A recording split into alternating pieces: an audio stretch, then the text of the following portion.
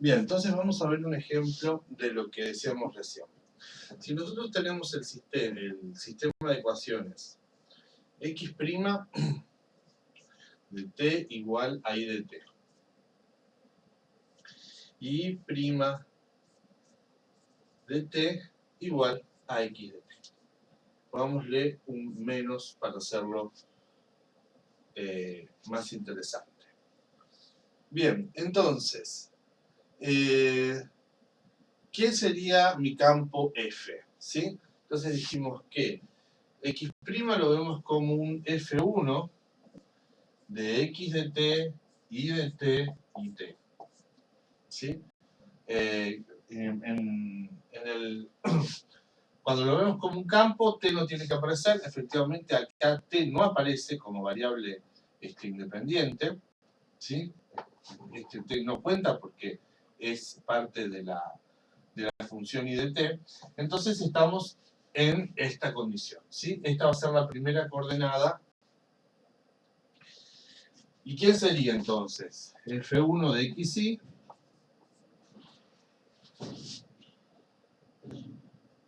¿Quién aparece? ¿Sí? ¿Quién en F1 de xt y t aparece menos y t? O sea, la segunda coordenada negativa.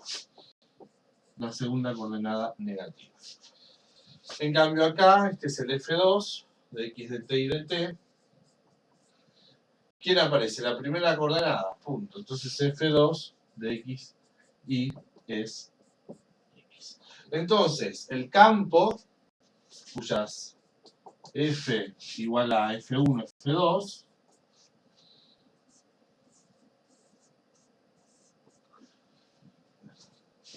¿quién sería? Es F de xy igual a menos y x.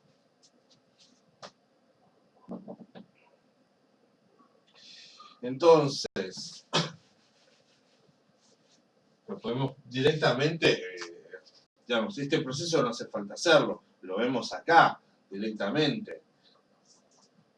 Esto es menos y esto es x, entonces el campo es ese directamente. Y lo que estamos diciendo es x' y' igual a menos y menos x. Todo de t sería aquí, ¿no? De t, de t, de t, de t.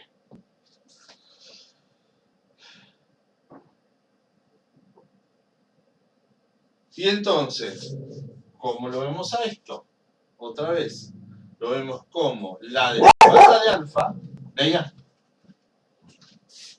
Basta estudiando clase. La derivada de alfa igual a f de la propia alfa. De t, de t. ¿Sí? Si alfa. Entonces, ¿quién es alfa? Alfa tiene que ser x de t y de t, por supuesto, ¿no? Alfa de t, x de t y de t. Con alfa igual a esto, su derivada es esto, y el f de alfa de t es esto. Piensen un segundito, es evidente. Entonces,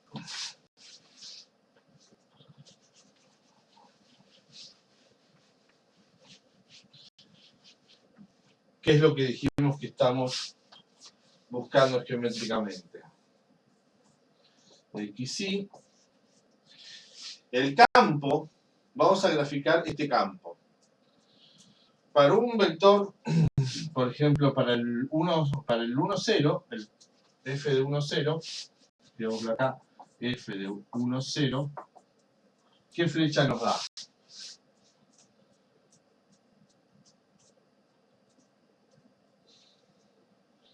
Lo borramos, estaba escrito ya el campo, ¿no es cierto?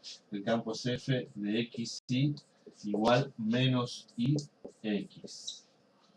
Entonces, para 1, 0 nos da 0, 1. Entonces, para el 1, 0, punto 1, 0 nos da el vector 0, 1. para el f de 0, 1, aquí, entonces este es el 0, 1, nos da menos 1, 0. ¿Sí? O sea, este vector. Menos 1, 0. F de 0, 0, es evidente que es 0, entonces marcamos este punto como si fuera la flecha nula. Y después, ustedes pueden tomar el trabajo de completar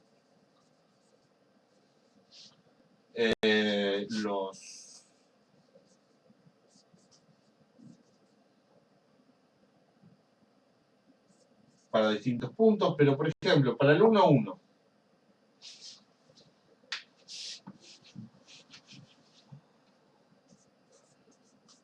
¿Qué me da? Menos 1, 1. O sea, para el 1, 1, que estaría acá, el punto 1, 1, me da la flecha menos 1, 1. Y así podemos ir completando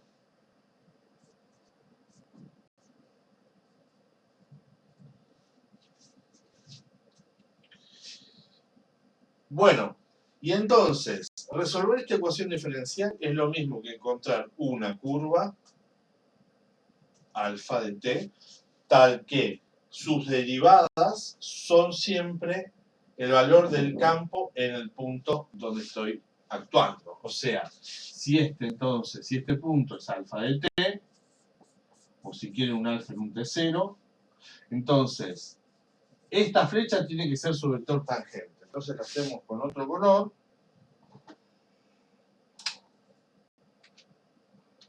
¿No?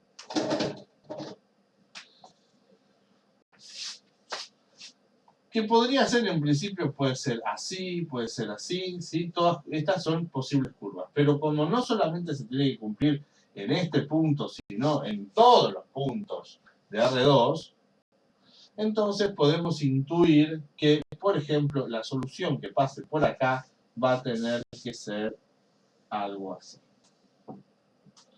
De hecho, van a ser círculos, todos orientados como el cuadrado. Estas son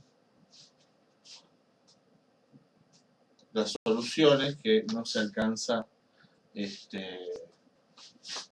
a ver, pero sí el movimiento de los círculos, que serían nuestras soluciones. Efectivamente, si nosotros analizamos un poquito esta ecuación, la resolvemos más o menos fácil, llegamos a coseno seno, ¿por qué? Porque, bueno, directamente x de t coseno de t y de t seno de t son claramente solución, ¿no? Si yo derivo el coseno, me da el menos seno. Y si yo derivo el seno, me da coseno. Entonces, estas son unas soluciones. Ahora, también si yo multiplico por R, también son soluciones, ¿sí? R constante. Y entonces así salen todos estos círculos como soluciones de resolver esta ecuación diferencial. O sea, las curvas son todos esos círculos.